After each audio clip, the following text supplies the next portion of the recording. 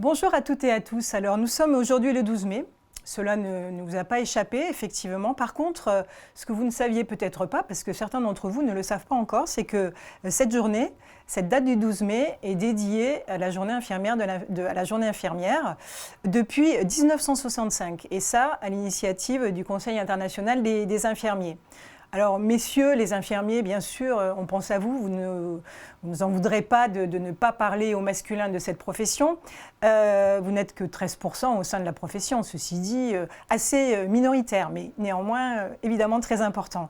Alors, le 12 mai, c'est donc la journée internationale de l'infirmière célébrée partout dans le monde.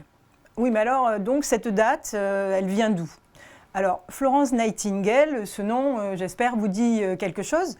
Florence Nightingale, c'était une infirmière anglaise, donc, qui, en son temps, dans les années 1850, elle était née en 1820, a œuvré beaucoup pour les soins infirmiers, a été une pionnière en la matière, et elle s'est beaucoup fait remarquer pendant la guerre de Crimée dans les années 1850, où sur le champ de bataille, surnommée à l'époque la fameuse dame à la lampe, elle arpentait les couloirs la nuit, veillant les soldats et faisant beaucoup preuve de courage et mettant en place les premières mesures d'hygiène de façon à éviter des infections qui, à l'époque, sur les champs de bataille, étaient vraiment très, très importantes. Donc, en fait, Florence Nightingale, elle était née le 12 mai 1820 et donc cette journée lui rend hommage. Donc, l'occasion de réaffirmer son attachement à vouloir améliorer les conditions de travail des professionnels de l'art infirmier, parce qu'on parle d'art, évidemment.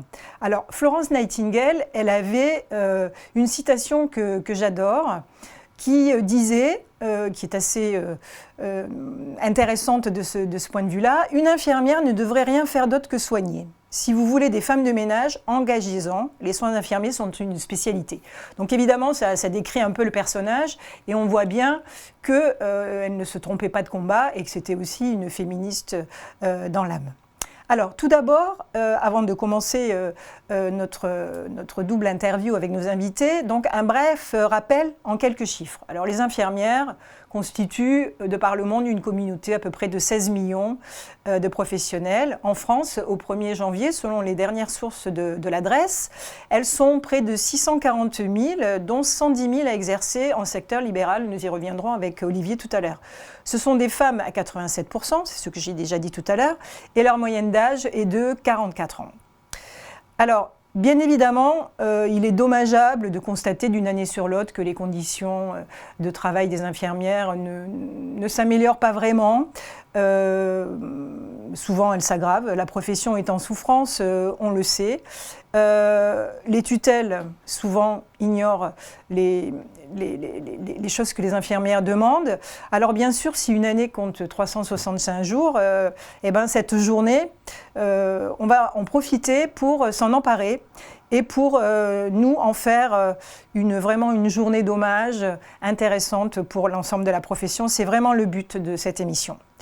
Alors, on va rentrer rapidement dans le vif du sujet. J'ai donc le plaisir d'accueillir aujourd'hui nos deux invités, deux auteurs qui, chacun donc à leur façon, nous livrent un vibrant hommage et un témoignage du métier infirmier au travers de deux portraits. Celui d'Isabelle, une infirmière hospitalière, dressée par vous, François Bégodeau.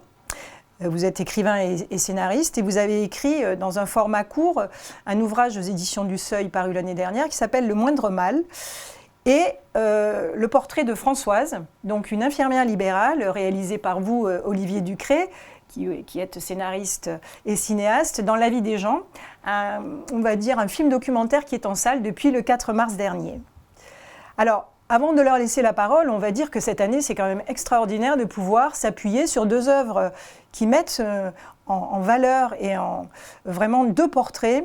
Ce double portrait, c'est en effet tellement rare que finalement, dans la fiction, qui n'en sont pas vraiment une, comme on va le voir, les infirmières soient mises en scène, d'autant que dans ce cas précis, c'est plutôt leur quotidien, comme nous allons le voir, qui nous sert de scène, que ce soit pour vous, Olivier, ou pour vous, François. Alors, ma première question, c'est finalement, comment naît l'idée d'un tel sujet dans l'esprit d'un auteur, écrivain ou cinéaste ? Qu'est-ce qui fait office de déclic pour nourrir une envie de s'intéresser aux infirmières ? Finalement, François, vous avez l'honneur de commencer. Qu'est-ce que vous saviez d'elle avant de démarrer ? Alors l'impulsion de départ, il est très largement conditionné par l'existence de cette collection qui s'appelle Raconter la vie au seuil. Donc il y a un certain nombre de livres qui sont écrits comme ça par des sociologues, des écrivains, voire même les premiers intéressés. Et il s'agit de donner une idée de la situation réelle des gens qui habitent ce pays, la France, quoi. Donc moi on m'a sollicité pour écrire ce livre et j'ai réfléchi à plusieurs sujets. Et puis tout un tas de circonstances et d'affinités, d'affects ont fait que je me suis penché sur le sort d'une infirmière qui s'appelle Isabelle Pacchitti, qui officie à Figeac, dans le Lot, que j'avais rencontrée un petit peu avant, qui avait commencé à me raconter un petit peu sa vie, justement, en tout cas sa vie d'infirmière et autre chose. Ça m'avait intéressé, comme souvent m'intéresse la vie des gens, en fait, parce que je trouve que dans le débat public, on souffre beaucoup d'un déficit de connaissance de comment les autres gens vivent, quoi. Et notamment, je trouve qu'il y a un déficit de connaissance sur les métiers.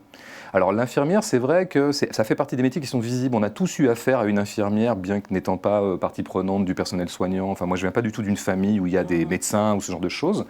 Bon, on sait à peu près ce que c'est qu'une infirmière. Il est évident qu'à un moment dans sa vie, on a rencontré une infirmière, voire même on a été soigné par elle. Et en même temps, je me disais que finalement, c'est un métier qu'on connaît assez peu. Qu'on connaît peu dans sa précision, dans le détail. Et c'est pour ça que j'ai voulu faire un livre qui soit le plus précis possible sur ce que c'est qu'une journée d'une infirmière, sur ce que c'est que son travail réel, en fait. D'accord. Alors, vous, Olivier, ce choix, comment s'est-il présenté dans votre imaginaire ou alors dans la vraie vie ? Dans la vraie vie, c'est marrant parce que moi, tout part d'une rencontre. J'ai pas décidé de parler de ce métier d'infirmier. Je suis comme François, j'en avais une idée, comme tout le monde, comme tous les gens qui n'ont pas eu affaire. Alors là, moi, en l'occurrence, c'est une infirmière libérale. Comme tous les gens qui n'ont pas eu forcément affaire à des infirmiers libéraux, on en a une idée assez vague, et j'en avais une idée assez vague. Par contre, je me suis rendu compte que c'était le point d'entrée le plus pertinent et le plus beau pour parler du sujet qui était le mien au départ. Moi, j'avais un sujet en tête qui était parler du grand âge. Et la fin de vie, même si j'aime pas cette expression parce qu'elle renvoie à des choses sinistres, c'est plutôt la vie qui reste. Et justement, je voulais parler de ces personnes âgées chez elles en situation d'isolement, de dépendance. Et j'ai eu la chance de rencontrer donc ce personnage qui s'appelle Françoise Lenné Mermet Maréchal. On va s'arrêter là, il y en a 3. et qui, si vous voulez, n'est pas évidemment pas l'infirmière type, mais qui est le personnage parfait sur lequel on peut s'appuyer lorsqu'on veut faire un documentaire pour le cinéma. Et j'ai eu un coup de cœur et pour Françoise et pour sa profession que je découvrais en même temps qu'elle. Et là, après, bien entendu, les choses se sont enchaînées. Il me paraissait évident qu'il fallait couvrir sur un maximum de temps, parce qu'il faut du temps pour se rendre compte des choses. Donc moi, je l'ai fait sur un an pour le cinéma, son métier. Donc en fait, c'est un casting pour vous qui s'est imposé, pour vous qui s'est aussi un peu imposé d'une certaine façon, puisque vous connaissiez Isabelle, et donc le contact. Alors est-ce que ça a été facile de convaincre ces deux professionnels de se dire, vous allez la suivre pendant quelque temps à l'hôpital et dans sa vie de tous les jours d'ailleurs. Vous, Olivier, c'est exactement la même chose. Françoise, vous allez la suivre 12 mois, c'est encore bien plus important. Est-ce que c'est compliqué, de votre point de vue, d'avoir cette appréciation et cette autorisation, cette confiance finalement, qui permet de faire ce travail? Parce que sans ça, sans la confiance des professionnels et en même temps de leurs patients, puisque peut-être vous nous en direz aussi quelques lignes sur ce sujet, mais est-ce que c'est... Je pense que, honnêtement, Françoise, elle était ravie. Elle était ravie. Et j'imagine que la grande majorité des infirmières, si j'avais proposé à une infirmière, si j'avais rencontré dans une autre ville une autre infirmière, je pense que c'est assez génial de se dire qu'on va s'intéresser à son métier, voilà. Et ça posait un certain nombre de contraintes, mais j'y allais 2-3 jours par mois, grand maximum, chaque mois. Donc je laissais passer du temps et j'essayais de ne pas déranger la tournée et de ne pas déranger les autres patients. Donc du côté de Françoise, du côté soignant, c'était extrêmement simple, elle était hyper heureuse. D'autant qu'elle m'a tout de suite dit c'est génial, ça laissera une trace et ça rend hommage à toutes les professions. Et puis sur l'aspect personnes âgées, elle a une empathie particulière, ce qui est un peu mon cas aussi. Elle me dit c'est bien qu'on les reconsidère, qu'on les aime. Donc sur ce plan, il n'y avait pas de souci. Moi, mon inquiétude était plus côté patient. Est-ce que les patients vont accepter d'être filmés ? Et là, pareil, aucun problème, parce que la confiance dont bénéficie Françoise, le soignant, on en a bénéficié, nous, de manière par ricochet, directement. C'est-à-dire que si Françoise nous amenait chez ces gens, c'est qu'elle avait une bonne raison et qu'on pouvait nous faire confiance. Ça, c'était très touchant. Alors François du côté d'Isabelle, Oui, donc aussi, François, bon, mais parce que voilà, c'est une vie François, nocturne que je Françoise, peux avoir, on reste dans le masculin-féminin. Alors François, donc, du côté d'Isabelle, est-ce que ça a été simple aussi, parce que finalement c'est assez intéressant de se dire je suis l'objet d'un ouvrage. Oui, non, mais de toute façon. Alors après, l'investissement est évidemment moins lourd de conséquences pour mon Isabelle, entre guillemets, que pour ta Françoise. Pourquoi ? Parce que Françoise apparaît à l'écran pendant 1h30 dans un film qui, par ailleurs, tourne un peu partout. Enfin, voilà, il y a un investissement physique qui est très, très fort. Puis, par ailleurs, effectivement, tu l'as fréquentée très longtemps, tu l'as suivie dans son métier même. Bon, Isabelle, c'était un peu moins le cas. Je l'ai suivie 3 jours sur son lieu de travail. Je l'ai cuisiné beaucoup, je l'ai interviewée. Voilà, on a passé quelques soirées comme ça à faire des entretiens. Donc pour elle, j'allais dire, c'était presque tout bénef sans conséquence. Elle avait, je pense, elle était, comme tu le dis, très flattée, très contente que du coup, il y ait une espèce de focus sur son métier. Et puis, par ailleurs, c'est une fille qui est assez littéraire, donc je pense qu'effectivement, ça l'intéressait un peu de se retrouver personnage d'un livre. Elle connaissait un peu mon travail, donc par ailleurs, elle savait qu'elle pouvait être en confiance, que j'étais pas là pour la prendre au piège, loin de là, qu'il y avait évidemment d'abord un geste d'empathie pour elle et que j'allais faire ce que j'appelle un livre de compagnonnage, quoi. C'est-à-dire l'accompagner, accompagner son geste, quoi, et accompagner cet effort, puis accompagner aussi l'hôpital public. Donc tout ça se passe très bien. Et c'est vrai que moi je l'ai constaté dans certains travaux documentaires que j'ai pu faire, surtout pour l'écrit, mais aussi un petit peu filmique. Les gens, c'est vrai, je veux dire, souffrent beaucoup d'un déficit d'expression. C'est-à-dire qu'en fait, ils ont toujours l'impression que leur vie est méconnue, leur quotidien est méconnu. Ils sont toujours très contents de pouvoir le raconter. Enfin, je dis les gens, mais je m'y associe. Moi, je suis toujours très content quand on me pose des questions sur qu'est-ce que c'est que d'être un écrivain, quelle circulation ça occasionne dans le champ social, combien tu gagnes pas, quels sont tes problèmes. Enfin, je veux dire, normalement, ça se passe très bien de ce point de vue. Alors justement, là, on a les premiers éléments de votre travail.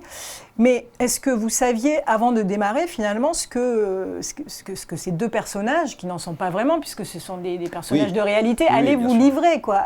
Et finalement, qu'est-ce que vous alliez pouvoir montrer et valoriser à partir de ce qu'elles allaient vous donner d'elles-mêmes et par la confiance qu'elles vous donnaient en vous mettant des acteurs de leur quotidien, des acteurs, parce qu'en même temps, vous interveniez avec elles et vous faisiez partie de leur environnement quotidien. Donc finalement, est-ce que vous saviez vraiment qu'est-ce que vous alliez en ressortir ? Je pense que dans la démarche documentaire, mais ça, Olivier en parlerait mieux que moi, mais il y a toujours évidemment des a priori, mais des a priori dans un sens neutre. Hein. Je veux dire, évidemment qu'on a toujours des représentations a priori, on n'arrive pas neutre devant. Donc moi, quand je choisis une infirmière, j'ai quand même une idée derrière la tête. Je sais à peu près ce que je veux obtenir. Je veux obtenir d'abord des renseignements et des informations très précises sur comment vit une infirmière contemporaine, et aussi bien sûr à travers elle sur la société française, puisque le métier d'infirmière fait partie de ces métiers qui sont très très poreux à la situation sociale française, la situation des vieux, ce qui se voit beaucoup dans ton film notamment.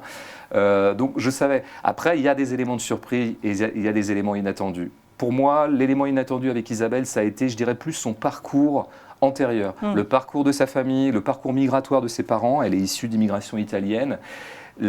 Comment s'est déclenché son désir d'être infirmière. Alors là, c'est ce que j'appelle la grâce du documentaire. C'est quand il y a des choses qui arrivent et qui sont du petit lait pour un écrivain ou pour un cinéaste. Ouais, et alors Olivier, de votre côté, c'est pareil, on ne sait jamais réellement ce que les situations réelles réservent à leurs observateurs. Donc là, du coup... C'est le principe du documentaire d'immersion, c'est ce qui fait toute la beauté de cette discipline, c'est qu'effectivement, on arrive avec quelques idées en tête de ce qu'on veut raconter. Moi, je savais que je voulais parler sur une année avec les 4 saisons qui passent, du temps qui passe. Le temps est un référent très important, le temps qui passe, notamment pour une personne âgée qui vit toute seule chez elle. Donc j'avais ces points de passage, cette structure calendaire assez précise. Je savais la manière, je savais qu'on allait être 2 à filmer, qu'on allait y aller de temps en temps. Ce que je ne savais pas effectivement, c'est à quelle situation j'allais être confronté.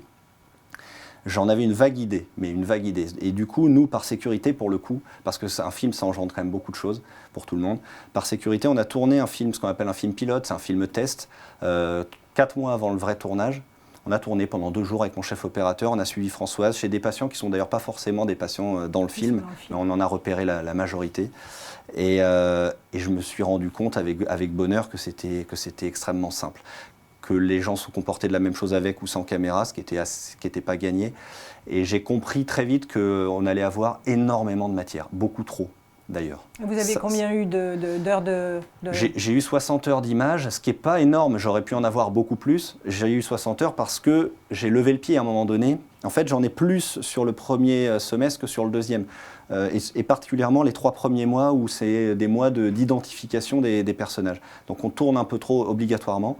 Après, si vous voulez, à partir d'un moment, je savais exactement quels étaient mes protagonistes, les gens sur lesquels j'allais appuyer mon récit. Donc forcément, je tournais moins au hasard. Okay. Voilà. Alors on va justement regarder votre bande-annonce, Olivier. La bande-annonce de La vie des gens, je rappelle, dans toutes les bonnes salles françaises, et Olivier est en tournée à travers la France, tel un pèlerin. Jusqu'en 2022. Voilà, à peu près. Et comme ça, ça va nous permettre de mieux percevoir l'atmosphère de ce film.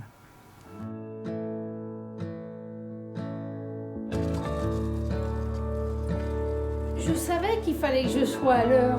Parce que je savais que j'allais me faire disputer. On y va, madame Emma ? Oui. Je vais déprimer le jour où j'arrête, moi. Je vois des gens tout le temps. En fait, c'est ça que j'aime. Je rencontre un tas de gens.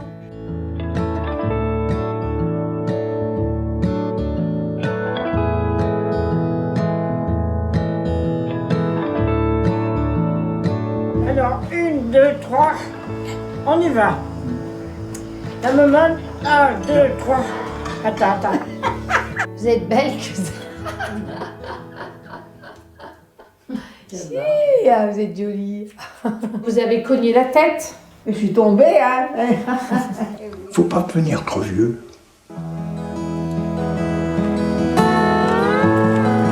À demain. Demain, merci bien. Passez une bonne journée. Merci.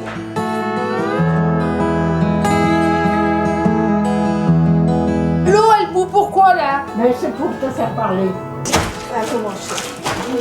Comme je suis.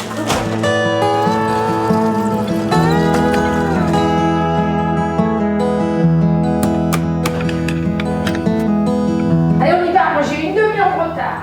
Tu as pris ton Viagra? Non, c'est toi qui dois prendre le Viagra. Moi, je suis toujours prête.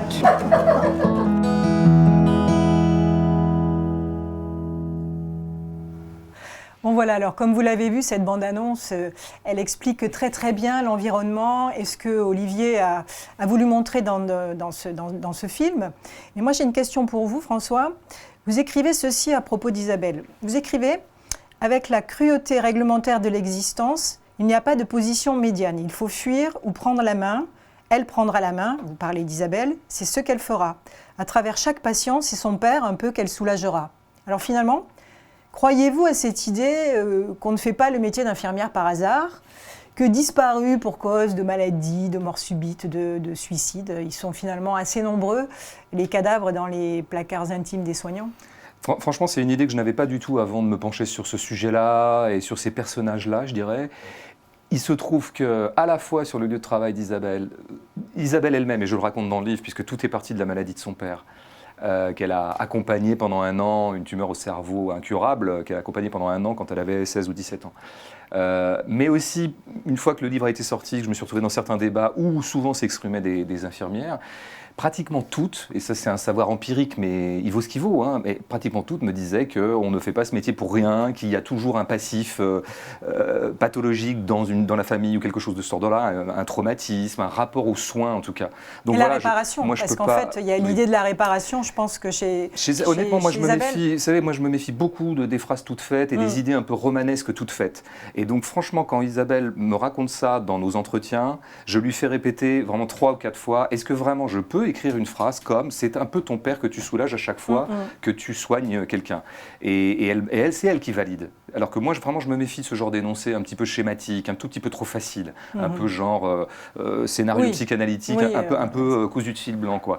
Là, j'ai sa validation, donc je me permets d'écrire cette phrase. Mais franchement, je le fais avec... Et de fait, après, j'ai pu constater qu'il y a toujours quelque chose de cet ordre-là dans la vie d'une infirmière, quoi. Alors après, il faudrait qu'elle témoigne elle-même, quoi. Il faudrait peut-être qu'on aurait des témoignages divergents. Mais c'est vrai que de fait, ce métier je crois qu'il ne faut pas trop aller dans le sens de la vocation, tout ça, parce que je pense que c'est politiquement redoutable pour le statut des infirmières elles-mêmes. Et puis le mot vocation en lui-même énerve un peu la communauté parce que c'est un socle religieux. Et on sait bien ce qu'on fait de la vocation religieuse. En gros, on la salarie pas, quoi. On se permet de mal la rémunérer. Donc elles ont tout à fait raison de se méfier de ce genre de choses. Et en même temps, il est vrai qu'existentiellement, c'est quand même un métier à valeur ajoutée psychologique, je dirais, quoi, qui est quand même assez particulier. Et vous, Olivier, alors Françoise, vous a-t-elle livré quelque chose à ce sujet ou bien l'avez-vous seulement deviné en la filmant au quotidien? Est-ce qu'elle parlait de ses débuts de professionnelle et de cette envie qu'elle avait eue de soigner, elle aussi? Je crois que je pense que Françoise, et comme la majorité des soignants, je pense qu'ils ont une fibre, une vraie fibre. Il y a une part d'inné là-dedans. Il faut aimer les gens pour faire un métier comme ça. Ça me paraît, sinon c'est une souffrance au quotidien. Ça me paraît impossible de faire ce métier si on n'aime pas les gens. Après, Françoise, elle n'est pas arrivée, elle ne s'est pas dit toute petite ou rapidement je voudrais être infirmière. Elle a un parcours. Je pense que c'est son tempérament qui a parlé. Elle a tâtonné, elle a fait de l'hospitalier, elle est passée par l'hospitalier, ça évidemment. Mais non, je n'ai pas ressenti une volonté de réparer. Elle a soigné des proches au cours de sa carrière, elle a eu à le faire. Je pense vraiment que c'est une véritable fibre. Je pense que c'est un métier qui lui correspond parfaitement. Oui, mais justement, il me semble que dans le documentaire, elle soigne quelqu'un de sa famille. Dans le film. Oui, alors je ne le dis pas, moi. Voilà. Mais il me semble. Mais est-ce que ça a changé quelque chose, finalement, même sans rentrer dans un détail? Bien sûr, ce n'est pas un personnage principal du film, c'est un personnage qu'on voit passer très rapidement dans des séquences clippées. Et pour cause, je ne voulais pas qu'on mélange tout. Elle l'a fait parce que il se trouve, donc c'est sa tante. Et il se trouve que son cousin, donc le fils de cette dame, avait pris sa maman chez lui. Et elle l'a fait pour l'aider, en fait, parce que c'était très lourd et voilà. Et elle l'a fait, elle lui a dit c'est très bien ce que tu fais. C'est parce qu'ils ne sont pas nombreux, les gens. Enfin, le but n'est pas de moraliser, mais enfin, il se trouve que c'est quand même très très rare aujourd'hui d'avoir quelqu'un qui prend un parent dans un état compliqué de dépendance chez soi. Et donc elle l'a fait pour le soulager lui, et puis parce que c'était sa tante. Elle a ajouté ça à sa tournée, quoi. D'accord. Mais il n'y avait rien de très personnel, finalement, dans tout ça. Moi, j'ai trouvé que... Qui se voyait, en tous les cas. Si, forcément, il y avait un petit curseur dans la relation affective qui était placé différemment. C'est-à-dire que Françoise, le film montre bien qu'elle peut avoir des relations de proximité très fortes avec les gens. Il y en a 2-3 sur l'ensemble de sa tournée qui sont parmi les personnages principaux du film qu'elle tutoie parce que les gens lui ont demandé. Donc, il y a une espèce de familiarité, mais pas au sens péjoratif du terme. Là, on était au-delà de ça avec sa tante. Il y avait une douceur et une tendresse particulière parce qu'il y avait ce lien-là. Mais c'était très discret. J'ai trouvé que c'était pas une différence incroyable, c'était très ténu. Alors François, j'ai encore une autre question pour vous. Qui fâche, j'espère.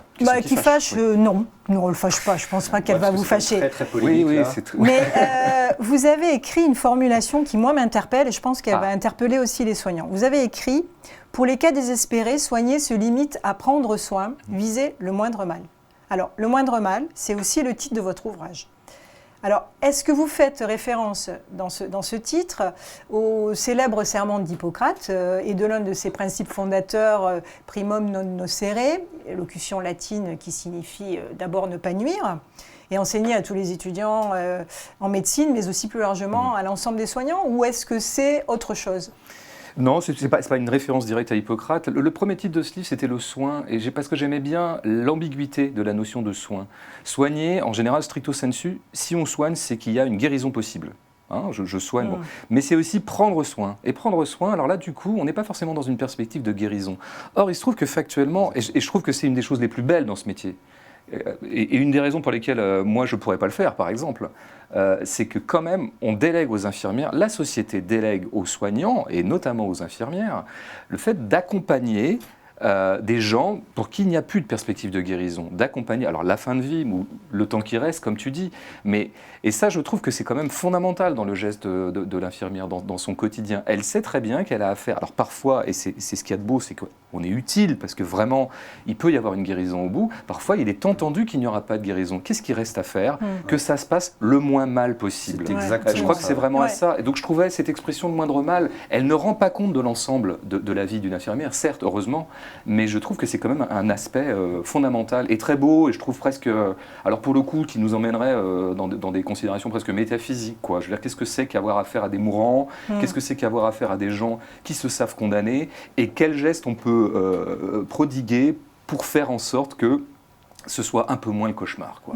Voilà. D'autant qu'effectivement, aujourd'hui, la profession revendique aussi cette reconnaissance de ce qu'elle appelle de son rôle propre, entre guillemets, en comparaison du rôle délégué, qui est les actes prescrits qu'on lui demande de réaliser sur prescription médicale. Donc ce rôle propre, effectivement, passe beaucoup par le relationnel.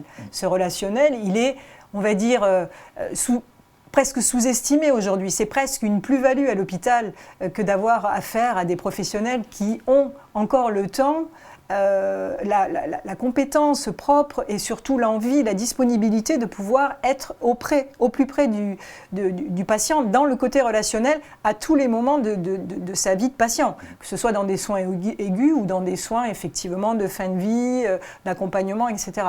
Donc c'est vrai que finalement, de ce point de vue-là, ça rejoint cette chose-là, et effectivement, ce titre, du coup, il prend une connotation tout à fait différente, avec beaucoup plus de profondeur, alors qu'au départ, il interroge, parce que finalement, on se dit, mais le moindre mal, mais on ne voit pas, nous, les infirmières, enfin, je dis nous, je ne suis plus infirmière, mais on voit mal de quoi il s'agit.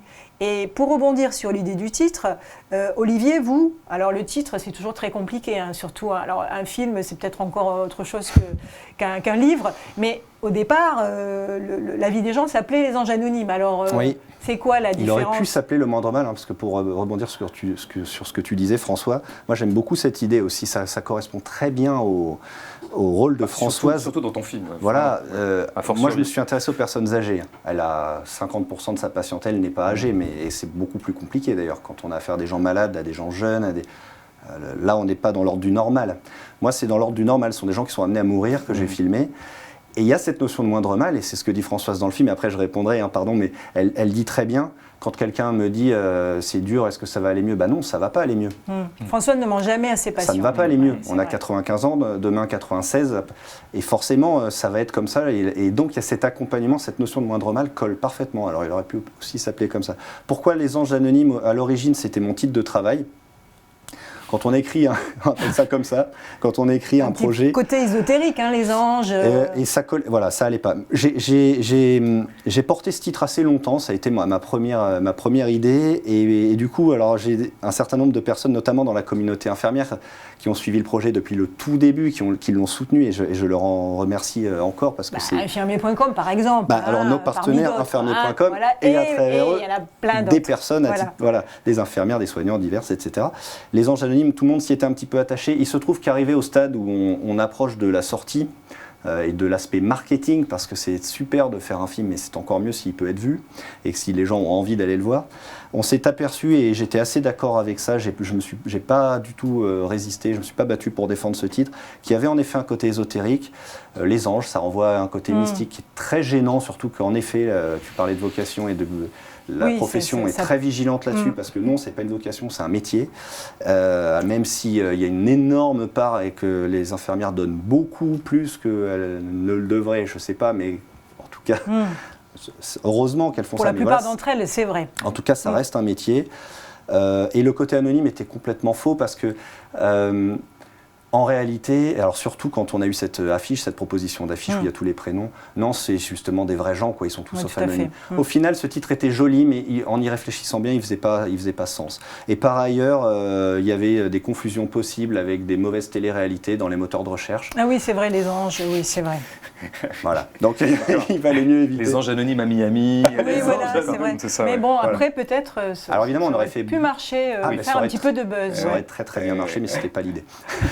Alors, on va rebondir sur l'idée des valeurs, parce que finalement, dans vos deux œuvres respectives, les valeurs soignantes occupent une place très très importante. Et donc, François, vous faites dire à Isabelle, Isabelle pense qu'on fait bien ce métier si on a le sens des priorités, les mains avant la bouche. Alors, on a l'impression que chez Françoise, du coup, et vous me répondrez sur ce point, Olivier, c'est absolument l'inverse qui prime. Alors, François, on a l'impression effectivement que Isabelle, elle est très technicienne, elle adore ça, d'ailleurs vous le décrivez très très bien, et même votre récit à vous est assez chirurgical, on va dire. Ouais. Il est factuel, il n'y a pas trop d'état d'âme, il est dans la pratique, on va dire, un peu technique du métier. Et c'est pour ça que c'est assez intéressant d'opposer vos deux œuvres, parce que ça montre des facettes qui sont évidemment tout à fait indispensables au métier, mais complémentaires. Alors donc... c'est là que, comment dire, je pense que le côté chirurgical de mon récit tient à la fois à ma manière, à mon tempérament d'écrivain, parce que j'ai toujours l'impression qu'il ne faut jamais, notamment quand on est dans des sujets à haute intensité émotionnelle, il ne faut vraiment pas en rajouter. Et il suffit parfois de notations extrêmement plates pour que l'émotion, elle soit dedans, quoi. J'ai pas envie d'en faire plus, quoi. Mais ça vient aussi du fait que je me suis mis un peu au diapason de mon personnage, Isabelle, qui effectivement, dont la passion... J'allais presque dire la libido professionnelle, c'est-à-dire que qu'est-ce qui nous tient dans un métier, il y a toujours un truc qui nous tient, enfin dans le meilleur des cas d'ailleurs. Elle, c'est effectivement le geste technique. C'est là qu'elle met sa passion. Ce qui n'empêche pas du tout qu'elle ne prenne pas en charge la dimension humaine de ses patients. Enfin, il n'y a aucun problème. Elle fait complètement le travail de ce point de vue-là. Mais c'est vrai que la base pour elle, c'est bien soigner et être extrêmement précise dans les protocoles gestuels, quoi. Je veux dire, dans les protocoles de soins. Et ça, je trouve que moi, c'est ça. Alors ça, j'ai complètement découvert ça. Je ne mesurais pas ça chez elle dans les quelques petits échanges qu'on avait eus antérieurement. Et j'ai bien aimé cet aspect-là parce que je trouve que ça en fait tout de suite un personnage assez singulier. Quelqu'un qui aurait une passion technique, ça fabrique un personnage, quoi. Et d'ailleurs, vous lui faites dire forgeron forgeant, Isabelle progresse en pratiquant, s'exerce en exerçant, en regardant ses collègues plus expérimentés. L'expérience ne garantit pas un surcroît de sagesse, mais de technique. Oui. Alors effectivement, le mot technique, il est vraiment tout le temps en fil conducteur du moindre mal. Ouais. C'est un mot qui n'a pas bonne presse forcément, parce que tout de suite c'est comme s'il était dénué d'âme, etc. Moi j'aime bien la technique. Quand c'est pas le fait des technocrates, il y a quelque chose de très plaisant dans la technique, de très beau, dans le beau geste artisanal de quelqu'un qui exerce son métier. Il y a des techniques en tout, et je trouve assez beau et puis j'aime assez. Je voyais ce matin même un reportage sur. Alors le nouveau truc qui sort, c'est le boring out. Oui, les gens qui s'ennuient. Burn-out, voilà, le bore-out peut-être. Les gens qui s'ennuient au travail. Mais il n'y a rien de pire que de s'ennuyer au travail. C'est terrible de s'ennuyer. Ne s'ennuie pas, mais en même temps, il faut toujours trouver. J'aime assez cette capacité qu'ont les gens de s'investir dans leur travail sur des motifs très personnels. Et chez Isabelle, c'est cette volonté de progresser. Voilà. Donc elle se documente, elle écoute les anciens, elle écoute. Ça, je trouve que c'est la meilleure façon d'occuper un métier qui parfois est quand même compliqué, quoi, vraiment difficile. Oui, tout à fait. Alors, pour repartir sur la question des valeurs, donc je disais tout à l'heure, les mains avant la bouche. François, c'est plutôt la bouche avant les mains. Oui. Alors, pardon. Alors, donc, c'est quoi finalement qui fait la différence? Parce que évidemment, Françoise, elle fait aussi des soins techniques. Il y a une différence à la base, c'est François et moi, on n'a pas eu la même démarche. Il y a le portrait d'une infirmière dans ton cas, donc le vrai portrait du métier d'infirmière en milieu hospitalier dans sa globalité, et en effet la technique elle est hyper présente. Moi mon sujet de départ n'est pas l'infirmière, même pas l'infirmière libérale, c'est les personnes âgées et l'isolement et comment une professionnelle rompt cet isolement. Donc forcément du coup mon film se concentre sur non pas le soin mais la relation, qui est une part du soin, et donc qui est la fameuse part du prendre soin, c'est-à-dire la relation, le lien affectif, le lien social. Mais je sais qu'il y a toute une partie de sa journée, plus de la moitié, qui est consacrée à faire des soins techniques, et qu'elle adore ça, Françoise. Simplement, ce n'était pas vraiment le sujet de mon film. Ensuite, sur la bouche avant les mains, là, clairement, c'est parce que c'est une pipelette. Ouais, et elle le dit, et ses patients le disent. Elle n'arrête pas. Ce que j'aime, c'est qu'elle saoule ses patients. Mais je pense qu'il y en a certains, ils sont aussi contents de l'avoir arrivé que de l'avoir reparti. Je dis ça en rigolant, mais c'est vrai, elle a cette énergie, c'est une tornade. Ça fait tout son charme, et elle n'arrête pas, et quand quelqu'un lui fait remarquer, elle se marre. Il y a un des personnages du film qui se marre, en disant, elle est bavarde, elle l'a dit. Elle s'étoufferait presque de rire. Voilà, c'est vraiment ça. Donc là, mais honnêtement, ça collait parfaitement à mon sujet, parce que ce qu'attendent ces gens-là, en l'occurrence les personnes âgées, c'est une visite, quoi. Ouais, c'est vraiment une visite. Le soin, je vous dirais que moi j'ai tendance à dire qu'ils ont la chance d'avoir un soin, parce que ce soin provoque la visite. Et je pense en creux à tous ceux qui n'ont pas d'infirmiers libéraux, pas de prescription, qui sont tout seuls et on ne sait même pas où. Alors je rebondis sur le mot infirmier parce qu'évidemment, alors je remercie les nombreux internautes qui sont en train de chatter en direct. Alors certains nous demandent où se passe le film, d'autres où s'achète le bouquin, et certains disent alors infirmière ce n'est pas un métier, une profession. Bon, c'est un autre débat, on ne va pas rentrer dans celui-ci, mais effectivement on pourrait en discuter. Et il y a Flo qui dit pourquoi toujours infirmière? Flo est un garçon. Alors le vocabulaire français a oublié le mot infirmier. Non, messieurs, on n'a pas oublié le mot infirmier, mais c'est pas de chance. Voilà, c'est que vous êtes nombreux dans le métier, on le sait, mais aujourd'hui, d'abord le vocable infirmière pour cette journée, comme je l'ai dit au départ, c'est l'origine, c'est Florence Nightingale qui était une femme.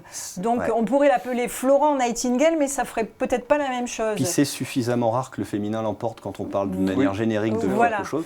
Bon, voilà. Donc Flo, non, on n'oublie pas les infirmiers, ils sont très utiles, indispensables dans les équipes soignantes, ils sont appréciés, on le sait. Et pour revenir sur la question de Françoise et sa relation, on va voir un petit extrait du film où Françoise, justement, a une très grande proximité avec ses patients à l'occasion de la fin de l'année, je crois. Ah oui. Donc si on peut voir la bande-annonce, ou du début d'année.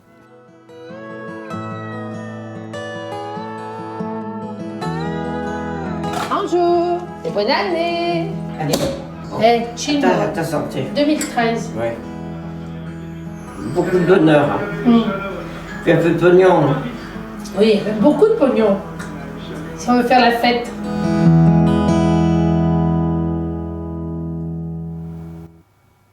Alors voilà, Françoise, à certaines occasions, elle boit, elle mange. On lui offre le repas du soir d'ailleurs, elle est très disponible avec ses patients. Hein. Alors elle a choisi, mais c'est vraiment son choix, elle explique tout le temps, y compris quand on fait des débats devant les salles de cinéma, elle explique tout le temps que c'est un choix parce que ses enfants sont grands, etc. Elle a travaillé à plusieurs, elles étaient plusieurs quand elle a démarré. Mais en effet, elle a choisi, elle, de prendre ses après-midi. Elle prend ses après-midi, mais elle fait la tournée du soir, réellement le soir, pour les quelques patients qu'elle couche. Et elle le fait réellement le soir. Et chez certains, de temps en temps, il y a une assiette qui lui est donnée. Alors Françoise, on l'a vu rapidement à l'écran, elle dit les personnes âgées sont en effet des personnes avant tout et des personnes intéressantes. Moi, je me délecte avec elles. Je les adore. Bien sûr, les personnes âgées sont amenées à nous quitter. Elles le savent, c'est dans l'ordre des choses. Il n'y a rien de plus triste à cela. De fait, je fais tout pour qu'elles partent en douceur. J'aime ces gens qui ont tous leur personnalité et chez eux, ils ne sont pas vieux. Et ça, c'est vrai, elle l'a beaucoup revendiqué quand on l'a entendu. Et donc, c'est tout à fait passionnant de l'entendre dire qu'elle aime les gens. Et surtout, ce qu'elle a dit, et moi je l'ai retenu, c'est qu'elle a dit que ce film avait été utile parce qu'il les avait rendus beaux. Mais ils sont beaux, encore faut-il prendre le temps de les regarder en fait, mais ils sont beaux. En fait, c'est la société qui, enfin après on va pas rentrer dans, mais c'est la société qui nous explique qu'on est beau que quand on est jeune. Ouais. Parce que forcément, rester jeune est impossible. Donc c'est là-dessus que se base une grosse partie du capitalisme. Ça fait vendre énormément de produits. Berlusconi. Voilà, oui, voilà. Qui a réussi à garder un bon niveau. Il aide un peu sa vieillesse quand même. Voilà. Quelques-uns qui arrivent au prix de grandes souffrances, certainement. Mais en tout cas, non, rester jeune étant impossible, c'est ce qu'on vous vend, c'est cet impératif qu'on vous vend, mais être vieux, c'est très beau d'être vieux. C'est difficile. Ce que raconte le film n'est pas forcément évident, mais ces gens-là, ils sont heureux, ils sont bien, ils sont chez eux, et ils ont... Moi, je me suis délecté aussi, quoi, en les filmant. Des regards, des expressions. Il faut juste accepter de se dire qu'une personne qui est ridée, qui est marquée par le temps, la marque du temps n'est pas une marque de laideur. Qui nous a expliqué ça finalement ? C'est complètement faux. Et d'ailleurs, il y a quelques siècles en arrière ou dans d'autres sociétés aujourd'hui, c'est absolument pas le cas. Donc, il faut arriver à sortir un peu de ça et reconsidérer ces gens. Parce que moi, je me suis dit, et ça c'est peut-être un truc plus de spectateur de cinéma, qu'en tout cas un corps de vieux, je ne sais pas si c'est beau ou laid d'ailleurs, à la rigueur chacun fera, mais c'est passionnant. Moi j'en ai marre des corps hygiéniques du cinéma français ou de d'autres cinémas d'ailleurs, où en gros c'est toujours les mêmes canons, les mêmes standards physiques, hein. C'est des gens beaux qui ont entre 30 et 50 ans, enfin, globalement c'est beaucoup plus passionnant de regarder un vieux, parce que son corps, comme c'est un corps maladroit, un peu entravé, un peu fatigué, le corps vit beaucoup plus quand il est malade, enfin, paradoxalement, vous voyez ce que je veux dire, dans sa fatigue, et moi ça m'a passionné, et je trouve ça pas du tout, c'est vrai que je me suis dit aussi que les vieux actuellement sont les invisibles, quoi. C'est une expression qui est maintenant en sociologie devenue très commune.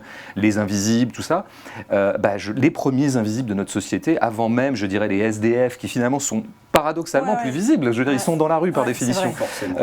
C'est les vieux, c'est ces vieux-là, quoi, dans vraiment les vieux post-seniors, quoi. Je veux dire, à partir de 80 ans, que plus personne ne visite, qu'on n'est pas amené à rencontrer si on n'est pas un familier. Et si jamais on est un familier qui fréquente ses parents ou grands-parents, quoi. Alors c'est vrai qu'on a vu cet engagement professionnel, vous le montrez très, très, très bien tous les deux de façon différente.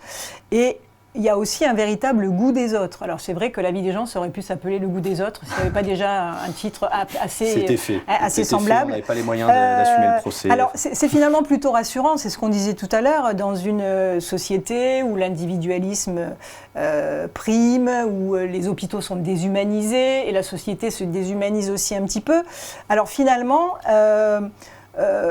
François, aussi, cet engagement professionnel d'Isabelle, vous la décrivez aussi engagée dans un mouvement social. Alors finalement, est-ce que ça a été le fruit du hasard que de l'avoir engagée dans ce mouvement, dans son hôpital, un concours de circonstances ou un préalable qui finalement vous a donné une autre matière à C'est décliner. évident qu'à partir du moment où je réfléchissais à est-ce que je me lance dans ce sujet-là, ce livre-là et ce personnage-là, le fait qu'elle m'ait raconté antérieurement un mouvement de grève auquel elle avait participé a joué comme critère. Je trouvais, parce que ça me permettait, moi, sans perdre de vue mon personnage, de faire une part à, je dirais, la question plus politique de cette affaire-là, quoi. La situation de l'hôpital public, ce qu'on impose maintenant comme rigueur budgétaire à l'hôpital public. L'hôpital entreprise. Et les conséquences que ça... Voilà. Moi, je me disais, c'est dans la continuité de ce qu'on disait sur les vieux, quoi. Je veux dire, là, il y a vraiment un enjeu majeur, c'est-à-dire que des vieux, il y en aura de plus en plus.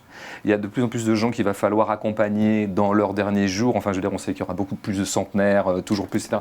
Et c'est d'ailleurs le symptôme de peut-être la plus belle réussite de notre pays, à savoir son système de sécurité sociale, son système d'accompagnement des malades, qui fait, et sa grande excellence aussi médicale, quoi, scientifique, médicale. Ce qui fait qu'effectivement, on vit vieux, et donc de plus en plus de vieux. Or, il se trouve qu'il y a du chômage des jeunes. Enfin, je trouve qu'il y aurait une connexion tout à fait possible. Je veux dire, on pourrait créer des centaines de milliers d'emplois. Ça a été dit d'ailleurs récemment par un rapport. Ça va être, pour 2022, il y a énormément de métiers de la santé, que ce soit chez les infirmiers ou les aides-soignants, qui vont être en demande énorme, alors qu'aujourd'hui on est plutôt dans un emploi un peu fragile de la population infirmière, ce qu'on ne sait pas, qu'il y a même du chômage chez les infirmiers, à peu près 10%, ou en tous les cas des contrats précaires, des difficultés à trouver de l'emploi. Tout ça tiendra à des choix, alors vraiment pour le coup politique, quoi. C'est-à-dire que si on continue à dire à l'hôpital que vous êtes dépensier et non pas vous produisez de la richesse et vous produisez de l'émancipation dans la société, parce que c'est ça, c'est toujours une question de vocabulaire. Si vous commencez à dire soigner des gens, ça coûte à la collectivité, alors évidemment vous avez toujours beau jeu de ceinturer tout le monde. Si vous dites chaque geste infirmier est un geste qui crée de la richesse, parce qu'il crée de la vie et de la santé, et il crée aussi de l'humanité, alors là, vous renversez la perspective, et normalement, les budgets peuvent s'ouvrir. Enfin, je veux dire, dans un monde... C'est l'approche économique, en fait, qui réduit totalement alors, le cette débat. Approche économique, elle est éreintante, parce que pour la profession, finalement, elle crée une espèce de grand écart de valeurs, parce que les valeurs soignantes ne sont pas très commune aux valeurs économiques, n'est-ce pas, à faire des soins qui sont économiquement intéressants. C'est justement tout le côté relationnel qui n'est pas acté, qui n'est pas quantifiable et qui ne rapporte pas d'argent. C'est aussi celui-là qui fait la différence. On le sait très bien, c'est la valeur ajoutée du soin, c'est le relationnel. Si on n'a plus ça, évidemment, le soin technique il peut être très bien réalisé, mais est-ce que ça va être suffisant ? Il suffit d'aller à l'hosto, à l'hôpital un jour ou l'autre pour s'en rendre compte.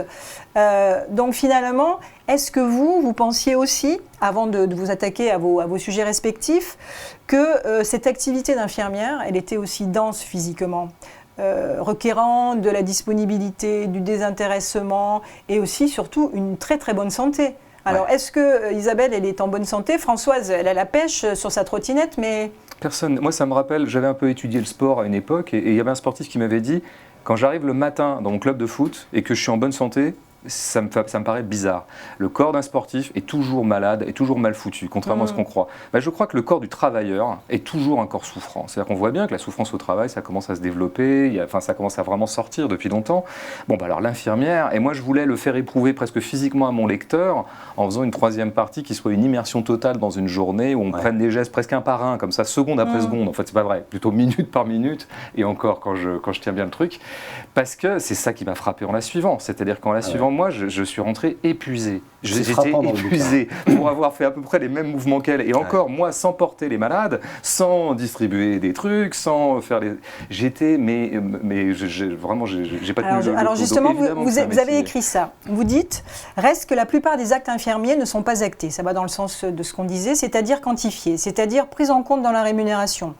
Il relève du zèle désintéressé et admirable, de l'immémorial esprit de sacrifice des femmes, point de suspension, jusqu'à récemment, le personnel soignant était essentiellement composé de bonnes sœurs, c'est resté dans la tête des gens, l'épicier a un crayon sur l'oreille et l'infirmière des cornettes. J'adore cette citation. Je pense que les réactions ne devraient pas se faire attendre trop longtemps, mais c'est vrai qu'à la limite... mais là, je parle de la représentation majoritaire. Absolument. Je ne parle pas de moi. Ouais. C'est du style indirect que je dirais. Ouais. Je fais parler d'autres gens à ma place. Mais oui, bien sûr, on y revient toujours. Mais je pense que ce qui est mortifère en ce moment, et pas simplement dans l'hôpital public, c'est la comptabilité.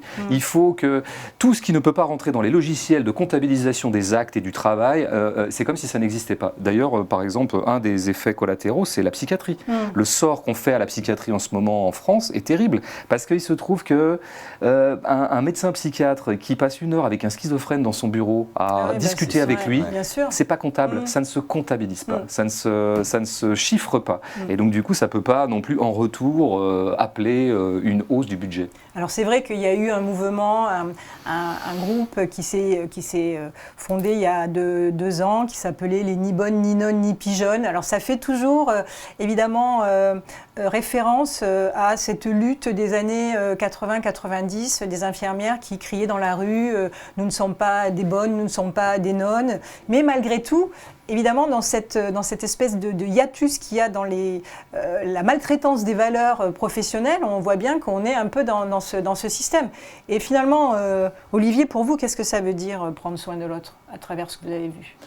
Moi déjà, pour rebondir sur ce que vous dites, j'ai l'impression que nos gouvernants, tu parles de cette notion immémorielle de donner toujours et quoi qu'il arrive, et même s'il n'y a pas de rémunération en retour, ce qui est horrible parce que moi, les revendications, je les comprends parfaitement, mais je pense que nos gouvernants, quels qu'ils soient, ils en jouent puisqu'ils savent que le travail sera fait.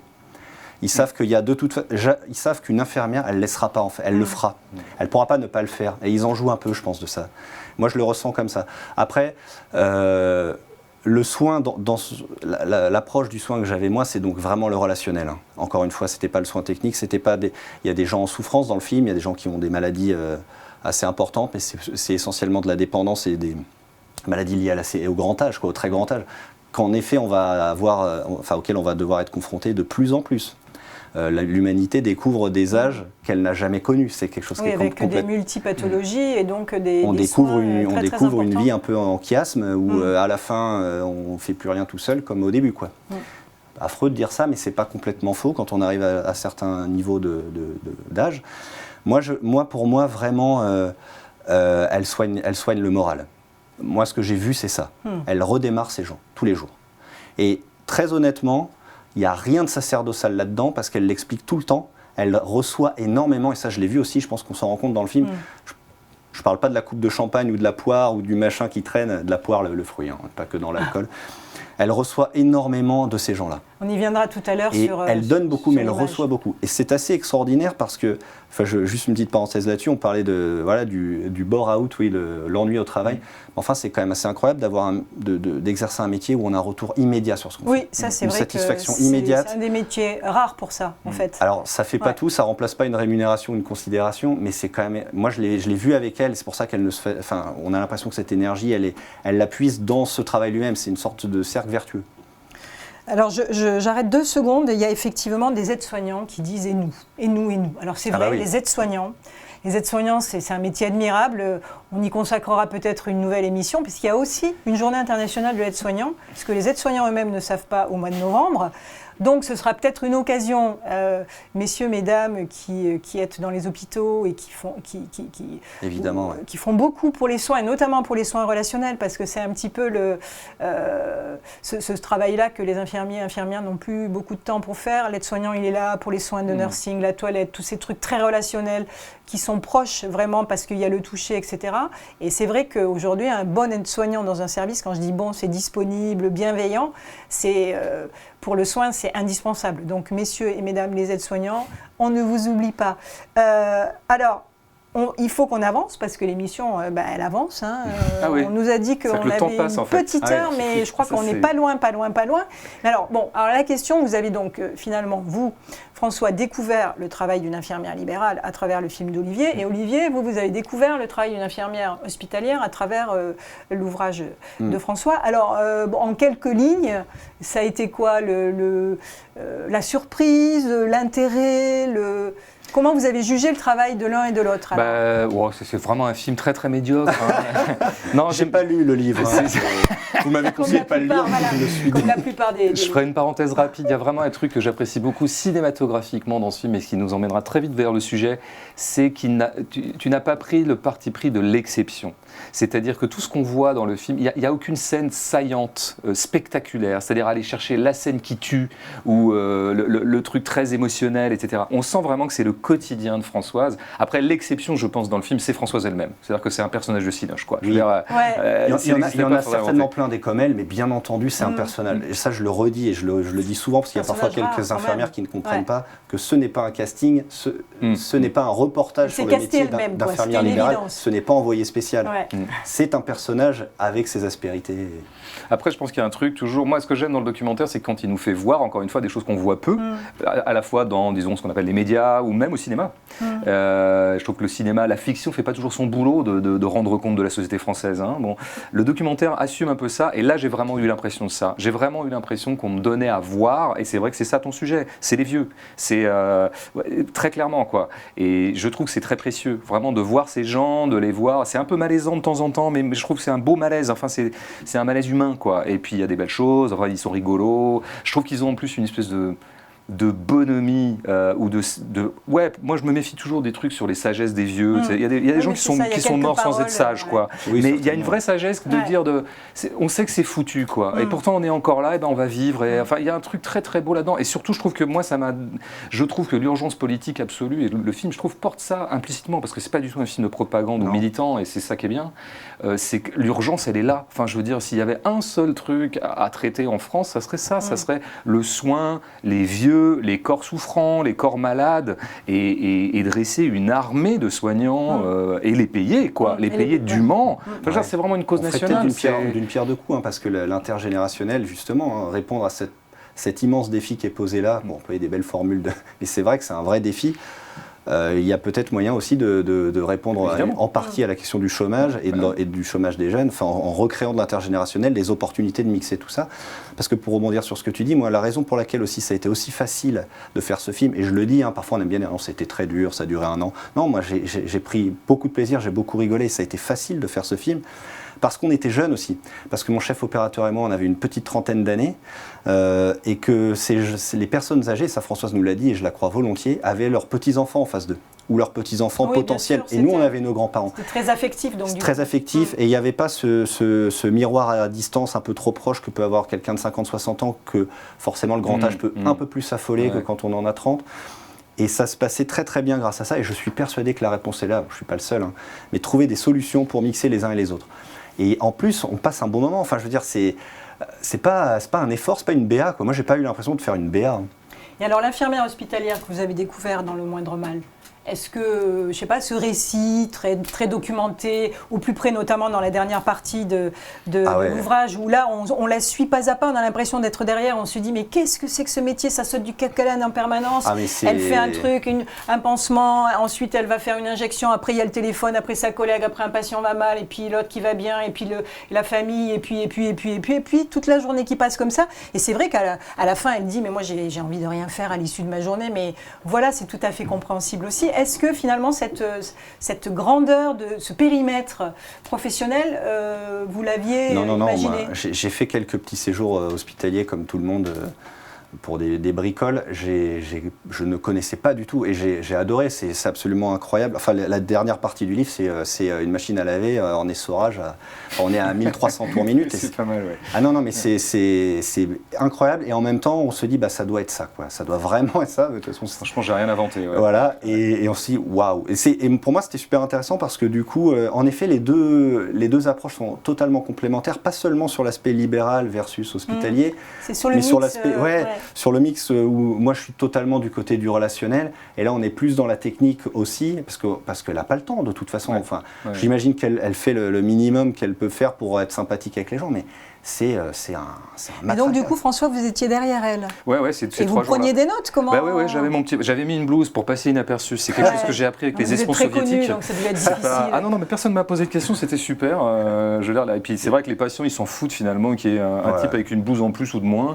Donc j'ai vraiment là-dessus, j'ai pas eu de problème. Et c'est vrai que je l'ai suivi autant que possible, et pour presque éprouver ce qu'elle éprouvait, mais en moins éprouvant, parce qu'au bout du compte, c'est elle qui bossait, pas moi. Moi, je bossais, je griffonnais mes notes. Donc, ce qui est d'autant plus intéressant, c'est que je n'ai assisté qu'à des journées normales, des journées très ordinaires. C'est très important, ça, de parler de l'ordinaire. Ouais, en plus, on était en chirurgie indifférenciée. C'est quand même pas des services qui sont... C'est pas de la réa. Voilà, il n'y a pas de... Donc, on était vraiment dans un après-midi d'ailleurs de juin, je crois, très très calme, quoi. Et pourtant, ça donne ça. Qu'est-ce que ça doit être dans d'autres services plus exigeants et à des périodes de l'année plus saillantes, quoi. Puis je trouve juste, sans vouloir te passer de la pommade, mais oui, fais-le, n'hésite pas. Le bouquin est truffé le livre est truffé de petites réflexions qui sont pas, c'est pas un essai sur le milieu hospitalier, mais il y a des petites réflexions qui vont d'ailleurs bien au-delà de la réflexion sur le milieu hospitalier, que je trouve très très juste. Enfin moi qui m'ont bien touché et beaucoup d'humour aussi quand même. Oui, ça c'est important. super important. Alors, on ne le dit jamais assez, mais les infirmiers et les infirmières, maintenant je dis les deux, voilà messieurs, vous voyez, j'ai compris le message. Et les aides-soignants et les aides-soignantes. Il y a beaucoup d'humour à l'hôpital en fait, ça permet de survivre en fait, de supporter le quotidien. Pour tout le monde. Effectivement, beaucoup de décalage, on parle des salles de garde pour les médecins, les carabins, les internes, etc. Mais chez les infirmiers, les infirmières, les équipes soignantes, en tous les cas, il y a toujours une ambiance, on va dire, quelque chose qui permet de souffler même dans les situations les plus dramatiques. Et c'est souvent d'ailleurs dans les situations les plus dramatiques que l'humour très noir d'ailleurs se manifeste le plus souvent. C'est une protection quoi. Voilà, c'est une façon de se protéger. Alors bon, il faut donc on avance. Alors, bien au-delà de de la sphère professionnelle, finalement, vos deux œuvres respectives font rayonner l'image de la profession infirmière auprès du grand public. Et là, finalement, on a à cette occasion lancé par la MNH une enquête d'opinion sur l'image et la perception qu'ont les Français de ce métier. Alors, il y a une très belle cote d'amour, bien évidemment, ça ce n'est pas étonnant si l'on en croit les chiffres, avec une reconnaissance des qualités qui caractérisent la profession, le métier, de la compétence à 93%, du courage à 92%, de la bienveillance, de l'écoute. Ça, c'est plutôt rassurant de voir que finalement ces valeurs-là sont respectées. Par contre, les Français, dans cette enquête, disent qu'ils sont 70% à pouvoir conseiller cette profession à l'heure de leurs enfants. Mais par contre, eux, non, ils n'aimeraient pas du tout l'exercer parce qu'ils trouvent ça trop éprouvant, en plus mal payé. Donc finalement, ce sont des chiffres qui montrent en même temps l'admiration. Ah, le beau sacerdoce, le truc qui fait se hérisser le poil de la profession. Ça côtoie la plainte, oui, mauvaise rémunération, peu de valorisation. Et finalement aussi, si dans cette enquête, on voit que si les Français font confiance aux infirmiers, aux infirmières majoritairement favorables, par exemple pour la possibilité de vacciner sans prescription médicale, ce qui n'est pas le cas aujourd'hui, il reste plus mitigé sur l'idée de pouvoir donner de la prescription. Les infirmières puissent se prescrire par exemple des antalgiques, alors que vous achetez n'importe quel antalgique en pharmacie sans aucune ordonnance, ou des antiseptiques par exemple. Finalement, c'est ces nouvelles compétences aussi que la profession réclame d'ailleurs de façon assez récurrente. Donc on le voit donc, et c'est sans surprise, cette profession, elle est très appréciée par le grand public. Alors bien sûr, ça ne suffit pas de savoir qu'on est aimé, même si c'est quand même important de savoir que voilà, il y a cette écoute, il y a cette bienveillance qui nous est accordée. Finalement, vous, dans votre parti pris de départ et à l'arrivée de votre œuvre aboutie, c'était, je suppose, aussi un parti pris de valoriser les infirmières, de rendre hommage, et les infirmiers, de rendre hommage à leur travail quotidien. Alors, je dirais pour Françoise, tricoteuse de liens, moi j'aime bien cette expression. Et pour Isabelle, alors, le bon petit soldat des soins, c'est un peu ce que ça m'évoque, mais c'est pas. Ah ouais, non, c'est pas ça. En tous les cas, vis-à-vis d'elle. Voilà, mais en tous les cas, parce qu'elle est pas, justement, voilà. elle a un truc assez farouche. C'est pas un petit soldat, Isabelle. Elle aime pas beaucoup que les médecins lui parlent de façon condescendante. Oui, alors en plus, il l'applaudit. Oui, par ailleurs, elle m'a raconté. Moi, j'avais envie qu'elle me raconte un peu des anecdotes libidineuses. Je voulais qu'il y ait un petit peu de sexe dans mon livre parce que ça fait vendre. Il y en a un peu, mais il est sous-jacent. Mais on voit bien. J'ai fait Noise Récolte. C'est très compliqué de mettre du sexe dans mon film pour le coup. Oui. J'ai essayé. Ça m'a quand même un peu manqué. Ça serait le défaut de ton film, je dirais, ça fait baisse. Mais moi, en tout cas, en vous écoutant, je me disais, finalement, infirmière entre dans la grande tradition de les métiers qui sont, de toute évidence, les plus appréciés par tout le monde et les plus utiles à une société ne sont pas forcément les mieux rémunérés, loin de là. C'est-à-dire que les employés de ménage, par exemple, ne sont pas très bien rémunérés, et Dieu sait s'ils sont importants, ces gens, ces femmes d'ailleurs essentiellement aussi, parce que souvent, quand un métier est déclassé, il est très féminin. Je veux dire, c'est une loi sociologique qu'on connaît bien. Genre, en général, les métiers, quand les mecs ne veulent pas d'un métier, forcément, il devient moins rémunérateur. Mais quand même, toujours se redire à quel point on marche sur la tête, quoi. À quel point, dans la distribution des biens et des richesses et des rémunérations, il y a quand même des grosses anomalies dans notre champ social, quand même. Et Bernadette, si j'ai 3 secondes, juste tout à l'heure, vous parliez de tous ces soins, de tout ce relationnel qui ne rapportent pas. Mais moi, je pense que c'est une erreur aussi de voir ça comme ça. Ça ne rapporte pas, mais ça fait économiser beaucoup. Ce dont je me suis rendu compte en suivant Françoise, en prenant le temps de la suivre, c'est que les infirmières libérales et les infirmiers libéraux, ils ont une formation médicale. Ils sont en lien tout le temps avec les médecins, avec les pharmaciens. Ils ont vraiment cette acuité-là. Et donc, ils identifient, ils font du préventif. Ils voient quand les choses dégénèrent, ils évitent que ça dégénère, et ça, ils le font tout le temps. C'est-à-dire qu'une infirmière libérale va peut-être, même si elle va passer pendant 6 mois, elle va peut-être éviter 2 interventions des pompiers, 2 hospitalisations qui coûtent autrement plus cher, en fait. Et donc, c'est toujours... c'est terrible parce qu'on devrait dire l'humain devrait toujours l'emporter sur l'économie, qu'on ne devrait même pas avoir à justifier. Là, on doit se justifier, justifions-nous. Il se trouve que même l'humain a des vertus économiques. Mais il faut le dire, en fait. Et je pense que, je ne sais pas si nos gouvernants, nos décideurs en ont conscience. En fait, une infirmière fait économiser de l'argent. C'est une chose que je dis dans le livre à un moment, c'est que nos soi-disant rationnels, c'est-à-dire des gens, les gestionnaires qui nous demandent d'être très rationnels dans nos comptes, ne sont pas rationnels. Au bout du compte, leurs calculs ne sont pas bons. Ils sont y compris, c'est ce que tu viens de dire, mais dit autrement, c'est que rationnellement parlant, ils ont tort, ils jouent à perte. Et c'est des calculs à court terme. Et en plus, ces gens-là, quand ils côtoient l'hôpital pour eux-mêmes ou pour leurs proches, ils ne sont pas dans des conditions réelles, puisqu'ils sont dans des services UP, des services fermés. Ils ne côtoient rien dans des conditions réelles. Voilà. Mais donc, du coup, ça n'aide pas non plus. Alors, par contre, il est 14h. Ah là là. Ça fait 1 heure que nous sommes à l'antenne. Je propose de faire 1 heure de plus. Non, mais à l'antenne, moi, j'imaginais pas que j'allais pouvoir dire ça. 1 heure qu'on est à l'antenne. Alors, évidemment, il va falloir... On n'aura pas le temps de faire la rubrique sur les moritos. Non. Ça, ce sera pour après. C'est pour l'after. Alors, l'heure est venue donc de conclure. Je vois que sur le chat, les gens nous remercient. Certains disent que c'est utile, notamment beaucoup d'étudiants, a priori, en soins infirmiers en formation, qui disent qu'ils ont appris beaucoup de choses, ou aussi des candidats au concours. En ce moment, c'est des concours infirmiers. Et donc, les oraux vont commencer. Donc, il y en a un qui dit, je suis à l'oral demain, ça va me servir, ce que j'ai appris. Bon, si au moins on a fait œuvre d'utilité, tant mieux. Alors, bien sûr, ces 2 portraits, le vôtre et le vôtre, Olivier, n'ont pas l'ambition de résumer à eux seuls toutes les facettes de la profession infirmière. C'est impossible. Toutes les compétences requises pour exercer sur des terrains aussi variés que la médecine, la chirurgie, la réanimation, le bloc, la pédiatrie, les soins palliatifs, la médecine scolaire, la médecine du travail, les soins humanitaires, les soins de ville, les sapeurs-pompiers, les services de santé des armées, et il y en a, on pourrait en dire beaucoup plus. Une chose est sûre, en fait, cette journée particulière du 12 mai, donc journée internationale de l'infirmière, je le répète, François et Olivier, grâce à votre travail respectif, vous avez offert un très joli coup de projecteur sur cette profession, toujours en quête de valorisation et de reconnaissance.